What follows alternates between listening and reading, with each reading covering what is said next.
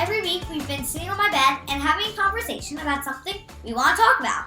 And this week, we're going to talk about changing the words in older books. So this is episode 149 of the follow-up Dad and Daughter series. So the podcast is called The Follow-Up, and you can listen to it on Apple Podcasts and Spotify. We have been up on video on Vocal, but we're no longer up on Vocal, so we're going to put these on YouTube. And we've put some on YouTube, just some clips, but nothing recently, because honestly, this is just the two of us having a conversation.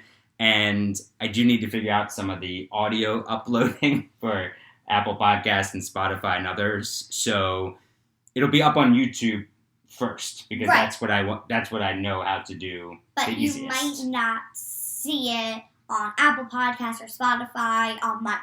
Right. It usually comes out every Monday. But so in order to get these on YouTube, you can just hit the subscribe button. And I'm going to try to put up a whole bunch of older episodes also. Yeah. So we've been doing this. We started it at the very beginning of the pandemic.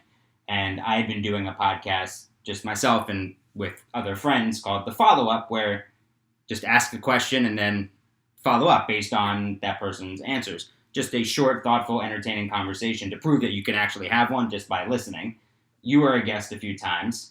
And then when the pandemic started, we decided to do this together. And the folks at Vocal were so kind to continue to post it with video. And that's what we're going to continue to do. Yeah. So this is episode 149. So if you're watching this for the first time, you can go back and listen to all the other podcast episodes on Apple Podcasts. You can just subscribe there, subscribe here, and if you want to just see some just clips just before, get a little inside look about what some topics we might be talking about, you can look at some clips that we posted on YouTube. And so topics that we've already talked about, not that we will be talking about. But you can, on Apple Podcasts, you can give us some suggestions about some topics you might want to hear our ideas on, or just us talking about. Sure. And just any comments you have. Great. Questions. All right, so we're going to talk about the continuing conversation about language in books being changed over the years. Classic books, Roald Dahl books, and others. Roald Dahl. Yeah. So I know you've thought about it a bunch. We've had varying conversations about it, and you do a lot of reading, and we do a lot of reading together, and we always have.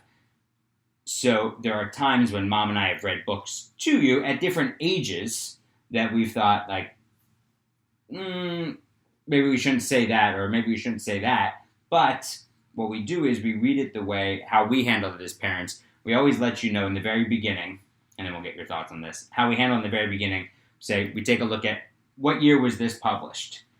And then we say, oh, wow, like, what else was going on around that time? And then as we read it, we would ask you, do you think that would be something that would be written today? Right, or why would you think it was written at that time? So it's kind of like a history lesson as you read the book. Like, I remember Judy Blume books written in, I'm talking about Fudge right now, written in, the 70s, I'm pretty sure.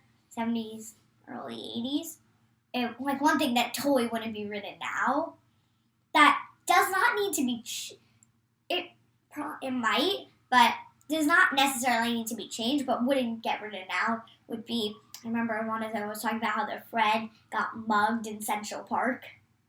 That probably would not be written right now. I mean, it might be. It might be. You know what I mean. But they might not want to write it now, but, I mean, it might. It still happens. But, Yeah, I know what you mean.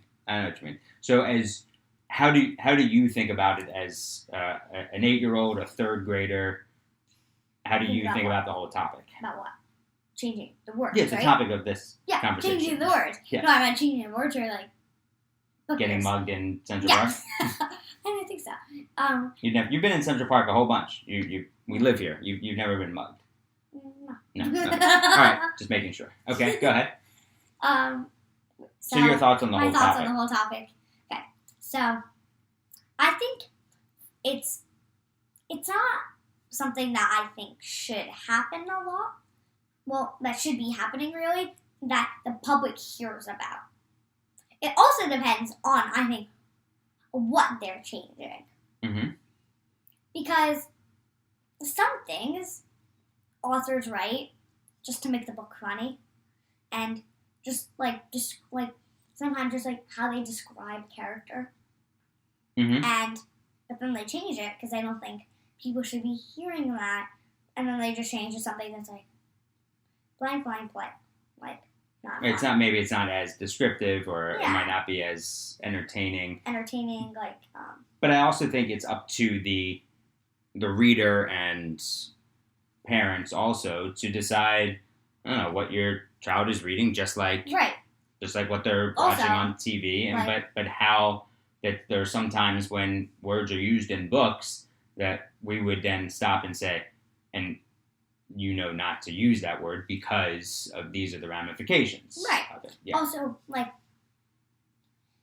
why are you changing them? Because if you don't like some topics, maybe, or some things that are happening in the book, if you don't want your child to read that, or your child doesn't want to read it, they don't have to.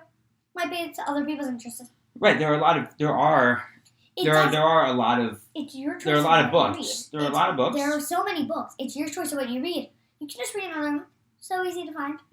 And because certain things may have been acceptable back then, I think it's, again, up to parents and teachers to discuss, well, this is what was going on in the world. This is why this was written. This is why it was written like this. Like, we have lots of conversations about the stereotypes of Jews. Right.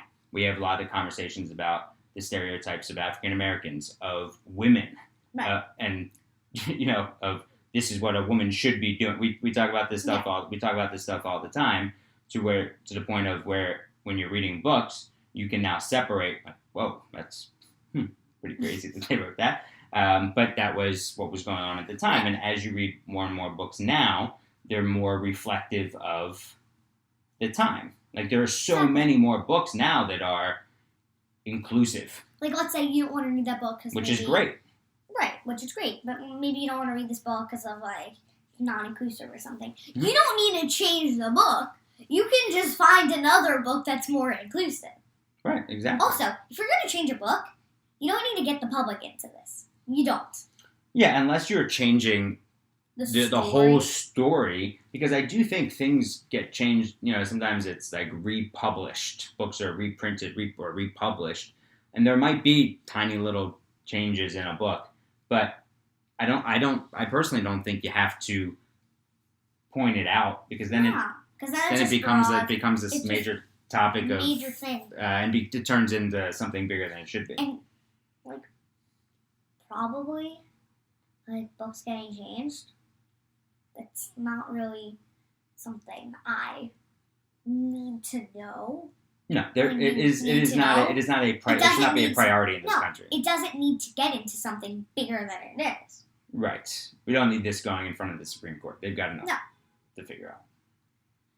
This is probably going to go? No. Well, book bans go. Well, yeah, but that's, again, that's outrageous. I don't know why why Supreme Court. Why governments are banning certain books. Look, books that promote hate speech, but the fact is, these days, that there are so many different states that claim hate speech to be something that it's not, and that's a bigger problem. But they're banning books. They're banning the Roberto Clemente story. Seriously? In some places. Huh? Yeah, exactly. Why?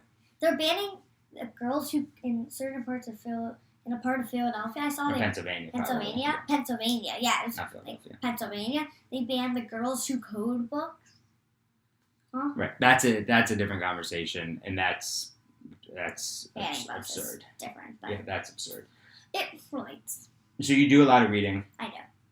Are there certain books, and we've had past episodes you can go back and watch or listen to that with your own book recommendations? Yeah. What are you reading right now? Let's see. Or what have you just finished? I just finished a book about Jackie Robinson. It's called The Hero Two Doors Down.